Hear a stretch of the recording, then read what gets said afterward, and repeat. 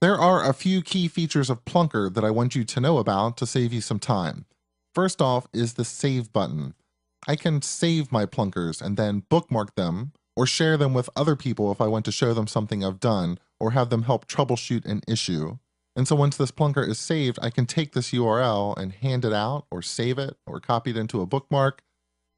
I could even take it to another browser, open the same Plunker, now it's running in Internet Explorer. I can also click on this button that is close to the sign in button to download my code. This will download a zip file with all of my files inside, and then I could run the application locally on my own web server, or I could add this work to an existing web application. If you have a GitHub account, you might also consider signing in to Plunker. This will make it easier to track your plunks and also collaborate and share your work with others. The left-hand pane is a list of the current files in the project. I can click an X on the far right to delete a file, so I no longer need readme.md. I'll delete that. I can also double-click a file to rename it. So I could type the new name here inside of this dialog box. And at the bottom of the list is a link to add a new file. I can add new HTML files, JavaScript files, CSS files, really any type of textual file that I want. In the middle is my editor, and I can switch between the different files just by clicking on them here. And on the right is the preview window. If you have more screen real estate and you want the preview window to be a little bit larger, you can click the little blue button here in the toolbar in the preview window. That will open up your preview in a separate window that you can size to full screen if you want.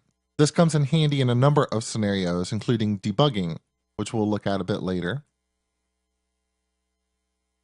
And finally, a few useful features in this far right toolbar. The top button shows the preview window. That's what we're using now. The second button allows me to go out and find other libraries and third-party files that I want to add to my application. The icon with the check mark is a code linter. This can tell me about any errors or potential problems in my code. And the last button are some settings that we can configure.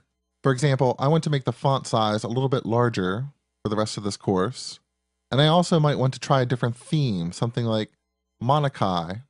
I find the vibrant colors very pleasing. I can also change the refresh interval. This is the number of milliseconds after you've finished typing in the editor when the preview window will automatically refresh and render your work. If you find this feature annoying because of the constant updates, you can always turn off auto refresh.